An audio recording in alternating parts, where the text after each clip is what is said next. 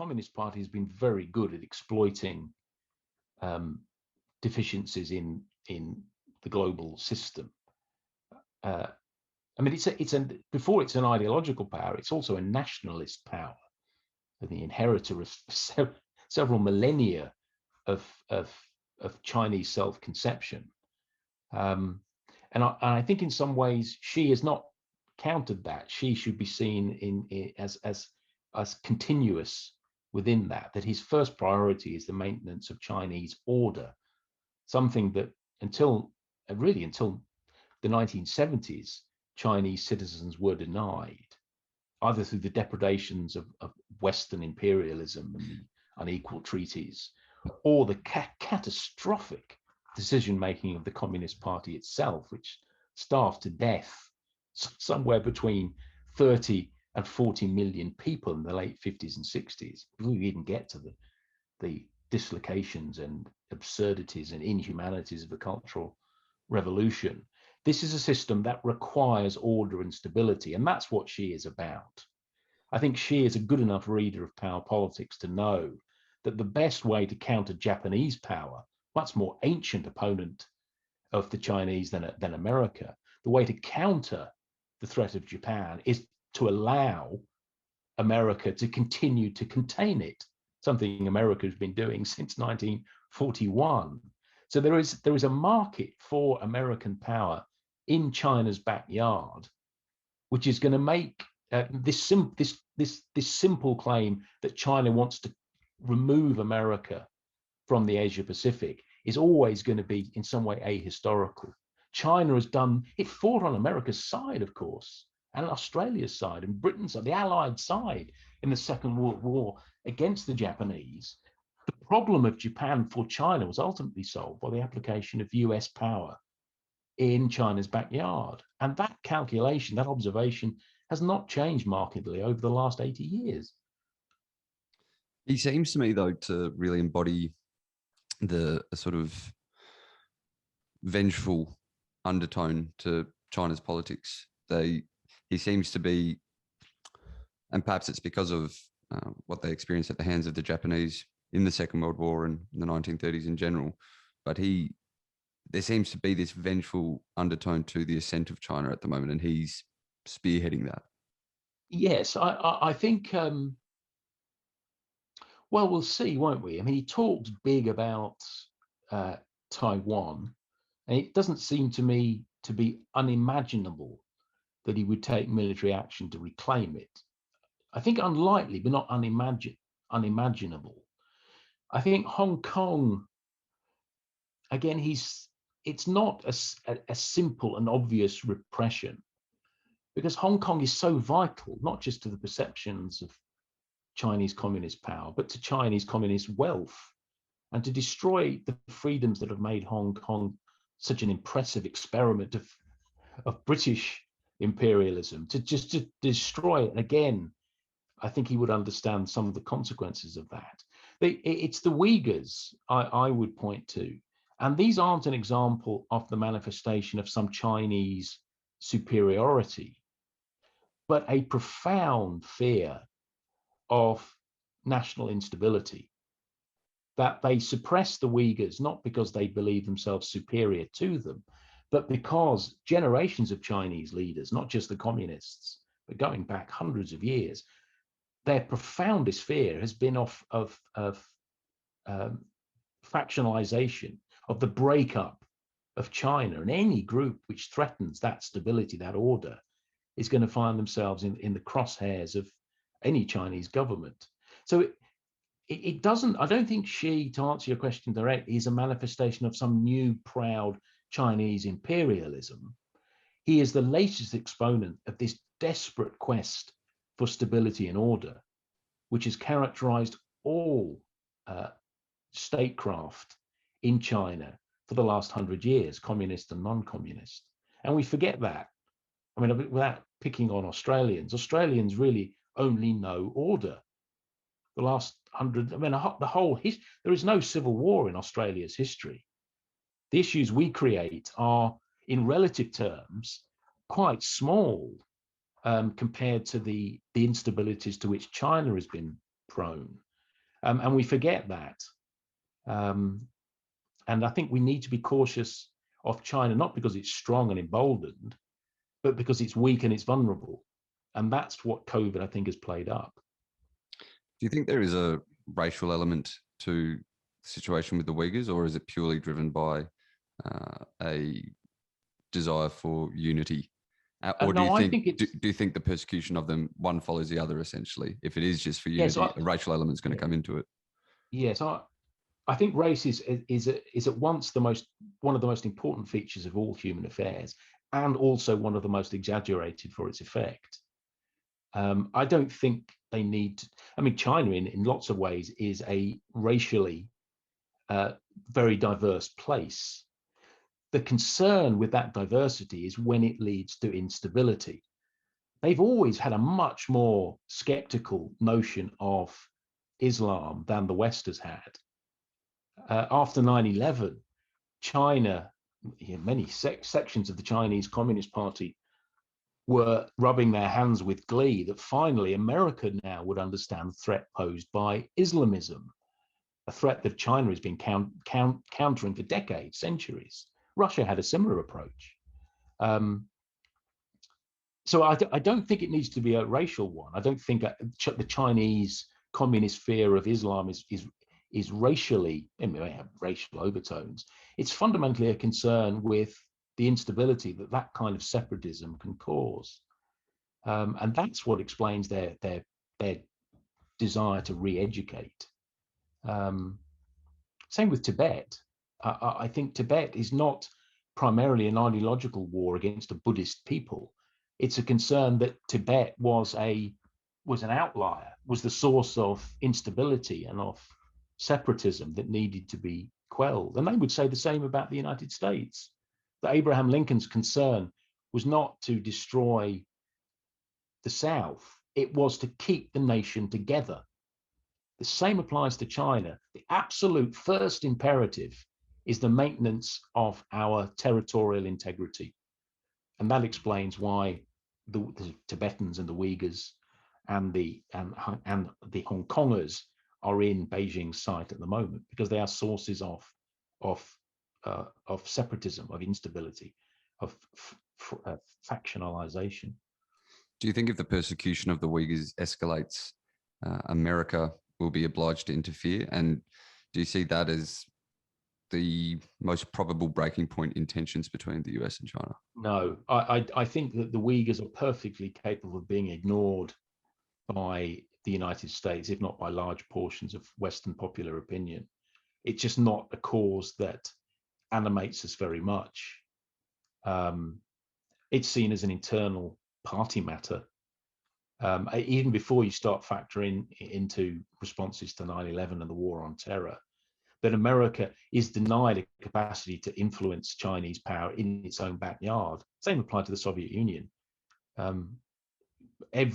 Every president at some point, has, from Truman up through Ronald Reagan, their ambitions in the Soviet Union's backyard were always going to be circumscribed by facts of geography. You can't do much about the invasion of Czechoslovakia and Hungary, or after the fall of the Soviet Union, of Georgia and Ukraine, because it's not your theater. Same applies to China.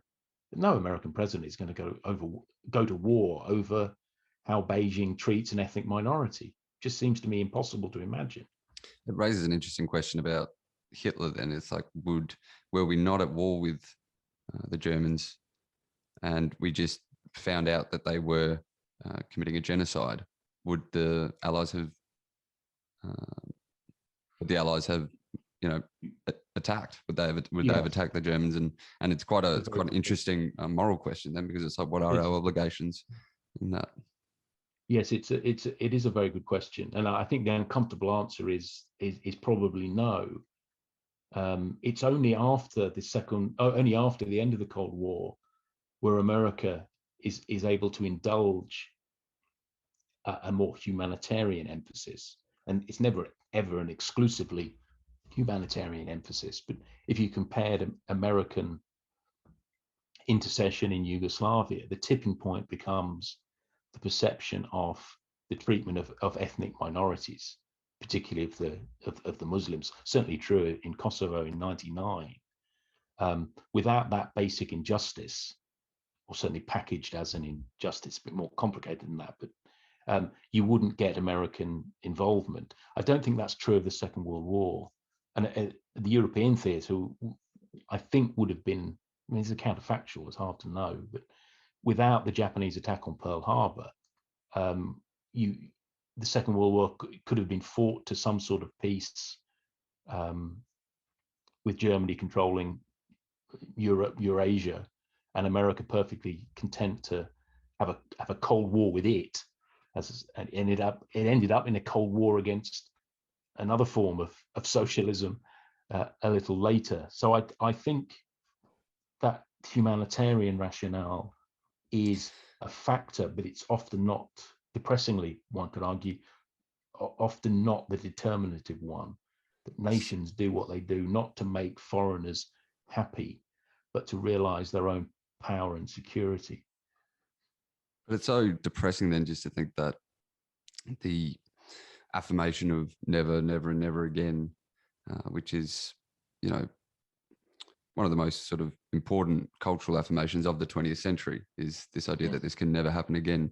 It's just depressing to think that that claim lacks teeth, and that there's really nothing that will stop that from happening again. Yes, I mean, it's a great question to ask, and I think the blame for it is several. I'd remind you, I think, that part of the problem is we now have a political debate in which the left, again broadly construed, their first concern is to negate US ambitions and power, which is fine, but the consequence of that is that some bad regimes end up staying in power, because the greater concern of the posturing left is to end American imperialism. What if you need American imperialism, liberal imperialism, in order to right some of the wrongs that the left are always very keen to diagnose? I think I think the Iraq War, I don't think the left really recovered from their insistence that Saddam Hussein stay in power, because that was preferred to a rebirth of American imperialism.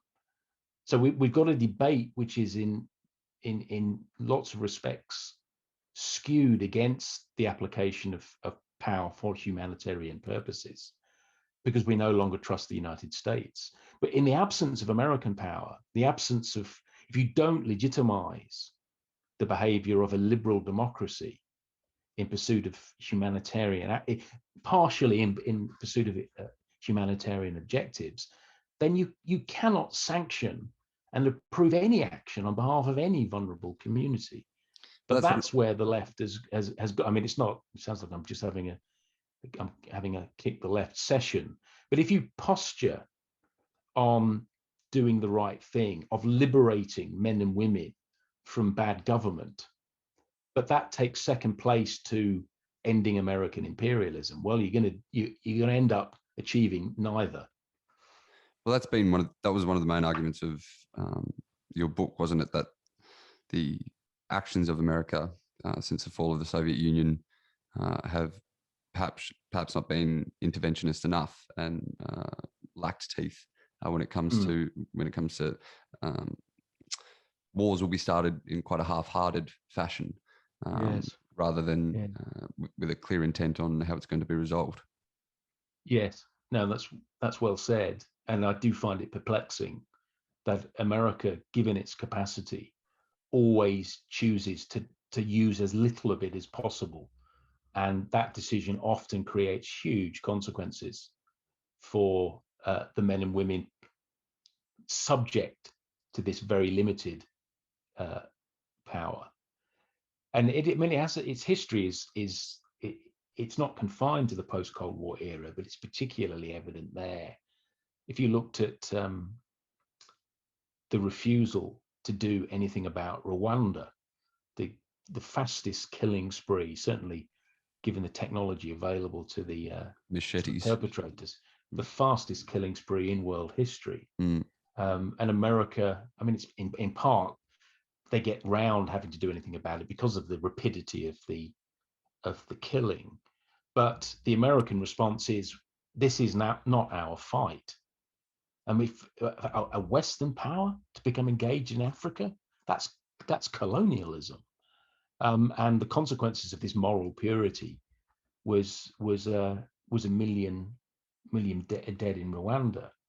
But so it has a starting point there, but you can see it also in the Iraq War. Let's go in on the cheapest terms possible.